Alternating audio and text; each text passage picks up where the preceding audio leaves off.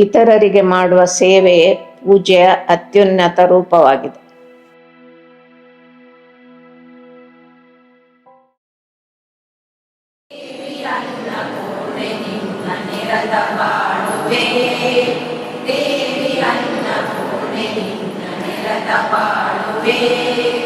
ಬುದ್ಧಿಮನವ ಶುದ್ಧಗೊಳಿಸಿ ಬರವ ಬೇಡುವೆ.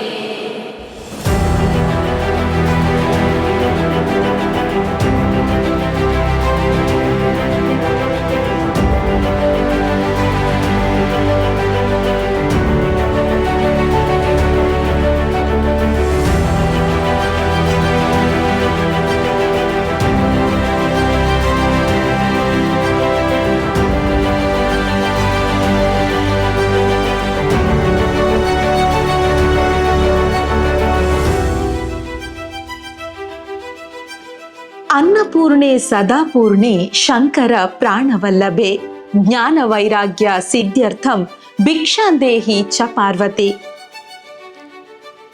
ಅನ್ನದಾನ ಮಹಾದಾನ ಎನ್ನುವ ಮಾತಿಗೆ ಎಲ್ಲ ಕಾಲಕ್ಕೆ ಅನ್ವರ್ಥವಾಗಿರುವ ಕ್ಷೇತ್ರ ಅದು ಶ್ರೀ ಕ್ಷೇತ್ರ ಧರ್ಮಸ್ಥಳ.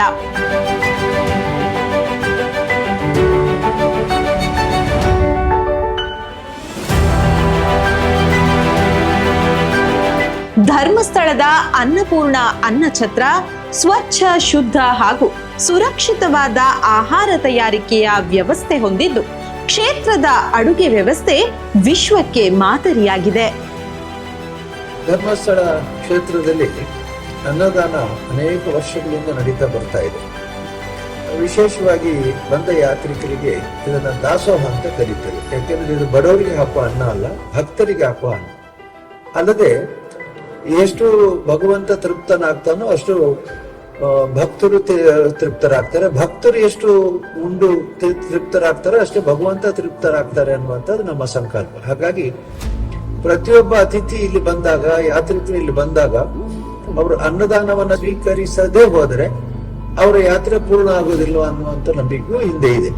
ಅನ್ನಪೂರ್ಣ ಅನ್ನಛತ್ರ ಹೆಸರೇ ಹೇಳುವ ಹಾಗೆ ಸದಾಪೂರ್ಣಿಯಾಗಿ ಕ್ಷೇತ್ರಕ್ಕೆ ಬರುವ ಭಕ್ತರಿಗೆ ನಿರಂತರ ದಾಸೋಹ ಒದಗಿಸುತ್ತಿದ್ದು ದಿನವೊಂದಕ್ಕೆ ಸುಮಾರು 2500 ಕೆಜಿ ಅಕ್ಕಿ ಅನ್ನಕ್ಕಾಗಿ ಬಳಕೆಯಾಗುತ್ತದೆ.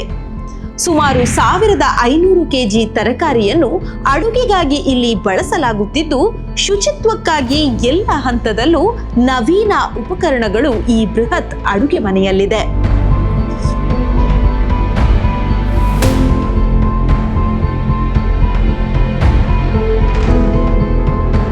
ದಿನವೊಂದಕ್ಕೆ 100 ಕೆಜಿಯಷ್ಟು ಉಪ್ಪು, 500ರಷ್ಟು ತೆಂಗಿನಕಾಯಿ, 600 ಲೀಟರ್ ಮಜ್ಜಿಗೆ ಇಲ್ಲಿ ಬಳಕೆಯಾಗುತ್ತಿದ್ದು ಎಷ್ಟು ಮಟ್ಟಿನ ಆಹಾರ ಇಲ್ಲಿ ತಯಾರಾಗಬಹುದು ಎಂಬುದನ್ನ ತನ್ಮೂಲಕ ಊಹಿಸಬಹುದು.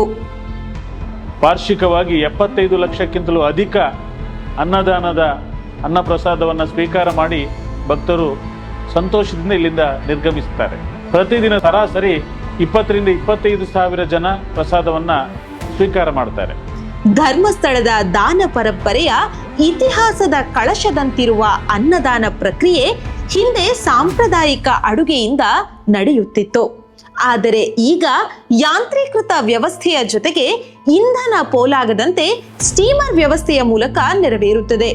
ಕ್ಷೇತ್ರಕ್ಕೆ ಬರುವ ಸಾವಿರಾರು ಸಂಖ್ಯೆಯ ಭಕ್ತರಿಗೆ ಅನ್ನ, ಸಾರು, ಪಾಯಸ ಸೇರಿದಂತೆ ಅಡುಗೆಗಳು 30 ರಿಂದ 45 ನಿಮಿಷಗಳಲ್ಲಿ ತಯಾರಾಗುತ್ತವೆ. ಹಾಗೆ ಕಾಲಕಾಲಕ್ಕೆ ಸರಿಯಾಗಿ ಈ ಅನ್ನಪೂರ್ಣದ ಭೋಜನಾಲಯದಲ್ಲಿ ಹೊಸ ತಂತ್ರಜ್ಞಾನಗಳು ಅಥವಾ ಹೊಸ ಯಂತ್ರೋಪಕರಣಗಳು ಅಥವಾ ಕುಳಿತುಕೊಳ್ಳಿಕ್ಕೆ ಬೇಕಾದಂತಹ ಚೇರ್ನ ಸಿಟ್ಟಿಂಗ್ ವ್ಯವಸ್ಥೆ ಇರಬಹುದು. ಇದೆಲ್ಲವನ್ನು ಕೂಡ ಪೂಜ್ಯ ವೀರೇಂದ್ರ ಹೆಗಡೆಯವರು ಹಾಗೆ ಗೌರವಾನ್ವಿತ ಹರ್ಷೇಂದ್ರ ಕುಮಾರ್ ಅವರ ಒಂದು ಮಾರ್ಗದರ್ಶನದಲ್ಲಿ ಮುಂದಿನ 50 ವರ್ಷಕ್ಕೆ ಬೇಕಾದಂತಹ ಹೊಸತನವನ್ನ ಹೊಸ ರೀತಿಯಲ್ಲಿ ಆಧುನೀಕರಣಗೊಳಿಸುವಲ್ಲಿ ಒಂದು ವ್ಯವಸ್ಥೆಯನ್ನ ಮಾಡಿದ್ದಾರೆ ಅಂತ ಹೇಳಲಿಕ್ಕೆ ನಾನು ಸಂತೋಷ ಪಡ್ತೇನೆ. ಅನ್ನಪೂರ್ಣ ಅನ್ನಛತ್ರದಲ್ಲಿ 250 ಜನ ಕೆಲಸಗಾರರು ಆಹಾರ ತಯಾರಿಕೆ ಹಾಗೂ ವಿತರಣೆಯ ಬೇರೆ ಬೇರೆ ಹಂತಗಳಲ್ಲಿ ಕೆಲಸ ನಿರ್ವಹಿಸುತ್ತಿದ್ದು ತರಕಾರಿ ಕತ್ತರಿಸಲು, ಅಕ್ಕಿ ತೊಳೆಯಲು, ಅಡುಗೆ ಕೆಲಸ ಸೇರಿದಂತೆ ಎಲ್ಲ ಕೆಲಸಗಳನ್ನ ಶಿಸ್ತಿನಿಂದ ನಿಭಾಯಿಸುತ್ತಾರೆ.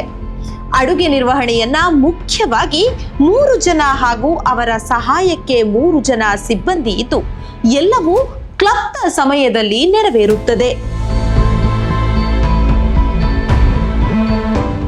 ಜನಜಂಗುಳಿಯ ದಿನದಲ್ಲೂ ಅನ್ನಪೂರ್ಣೆ ತನ್ನ ಮಡಿಲಲ್ಲಿ ಕುಳಿತ ಭಕ್ತರಿಗೆ ರುಚಿಯಲ್ಲಿ ರಾಜಿ ಇಲ್ಲದೆ ಪ್ರಸಾದ ನೀಡುತ್ತಾಳೆ. ಇದೆಲ್ಲದರ ಹಿಂದಿರುವುದು ದೇವಾಲಯದ ಹಾಗೂ ಆಡಳಿತ ನಿರ್ವಹಣೆಯ ಹೆಗ್ಗಡೆ ಮನೆತನದ ಶಿಸ್ತುಬದ್ಧ ಕಾಳಜಿ. ಇದರ ಫಲವಾಗಿಯೇ ನಿತ್ಯ ನೂತನವಾಗಿ ಧರ್ಮಸ್ಥಳದಲ್ಲಿ ಅನ್ನದಾಸೋಹ ನಡೆಯುತ್ತದೆ.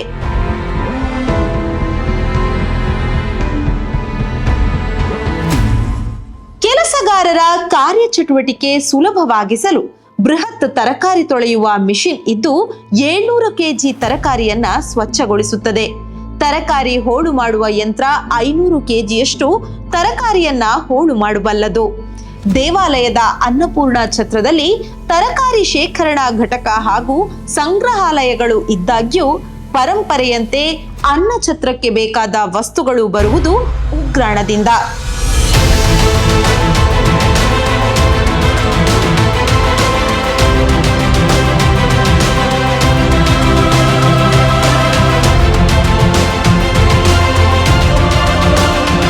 ಧರ್ಮಸ್ಥಳದ ಜಮಾ ಉಗ್ರಾಣ ಬಲು ದೊಡ್ಡ ಇತಿಹಾಸ ಹೊಂದಿದ್ದು ಇಲ್ಲಿಂದ ವ್ಯವಸ್ಥಿತವಾಗಿ ಬೇಡಿಕೆಯ ಆಧಾರದಲ್ಲಿ ಬರುವ ವಸ್ತುಗಳು ಶಿಸ್ತುಬದ್ಧವಾಗಿ ಅಡುಗೆಗೆ ಬಳಕೆಯಾಗುತ್ತವೆ.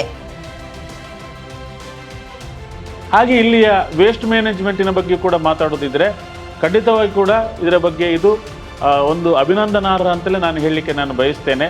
ಯಾಕೆ ಅಂತ ಹೇಳಿದ್ರೆ ಇಲ್ಲಿಯ ನೀರು ದಿನವೊಂದಕ್ಕೆ ಸರಾಸರಿ 1.5 ಲಕ್ಷ ಲೀಟರಷ್ಟು ನೀರು ಬೇಕು.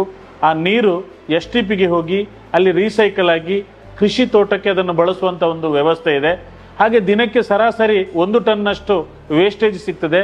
ಆ ವೇಸ್ಟೇಜನ್ನು ತೋಟಗಾರಿಕಾ ವಿಭಾಗಕ್ಕೆ ಹೋಗಿ ಡಿಕಂಪೋಸ್ಟ್ ಮಾಡಿ ಅಲ್ಲಿ ಎರೆಗೊಬ್ಬರವಾಗಿ ಅದನ್ನು ಪರಿವರ್ತನೆಗೊಂಡು ತಿಂಗಳಿಗೆ ಸರಾಸರಿ 2 ರಿಂದ 3 ಸಾವಿರ ಕೆಜಿಯಷ್ಟು ಎರೆಗೊಬ್ಬರ ಸಿಗ್ತದೆ. ಕೃಷಿ ತೋಟಕ್ಕೆ ಅದನ್ನು ಬಳಸುವಂತ ಒಂದು ವ್ಯವಸ್ಥೆ ಆಗ್ತದೆ.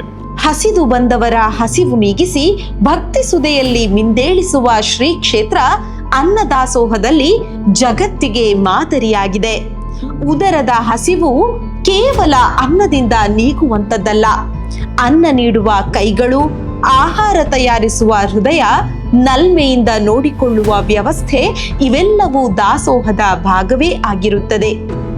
ಎಷ್ಟು ಕ್ಲೀನ್ ಆಗಿ ಊಟದ ವ್ಯವಸ್ಥೆಯನ್ನು ಮಾಡಿರುವಂಥದ್ದು. ಅಷ್ಟು ಜನ ಆದ್ರೂ ಬರ್ಲಿ, ಒಂದು ಕಾಳು ಕೂಡ ಕೆಳಗಡೆ ಕಾಣಿಸಲ್ಲ.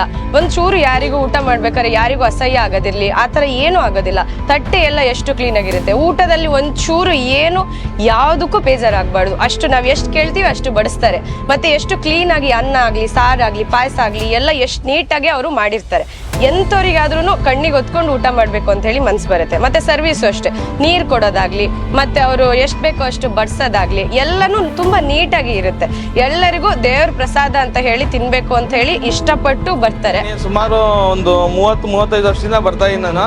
ಆವಾಗಿಂದ ನಾನು ಇಲ್ಲಿ ಪರಿಚಯ ತುಂಬಾ ಇದೆ. ಆವಾಗೂ ನೀಟ್ನೆಸ್, ಇವಾಗೂ ನೀಟ್ನೆಸ್ ತುಂಬಾ ಇದೆ. ಫುಡ್ಡಲ್ಲೂ ಅಷ್ಟೇ ಏನು ಬದಲಾವಣೆ ಇಲ್ಲ, ಅದೇ ಟೇಸ್ಟ್ ಇದೆ. ಧರ್ಮಸ್ಥಳ ಕ್ಷೇತ್ರಕ್ಕೆ ಬರ್ಬೇಕಂದ್ರೆ ತುಂಬಾ ಖುಷಿ ಆಗುತ್ತೆ. ಧರ್ಮಸ್ಥಳದ ಧರ್ಮದ ದಾಸೋಹದಲ್ಲಿ ಭಕ್ತರು ಅನ್ನಪೂರ್ಣೆಯ ಮಡಿಲಿನಲ್ಲಿ ಉಣ್ಣುವ ಪ್ರತಿ ಅಗಳು ಭಕ್ತಿಯ ಭಾವ ಮೂಡಿಸುವುದರ ಜೊತೆಗೆ ಸಂತೃಪ್ತಿಯ ಪ್ರತೀಕವಾಗಿದೆ.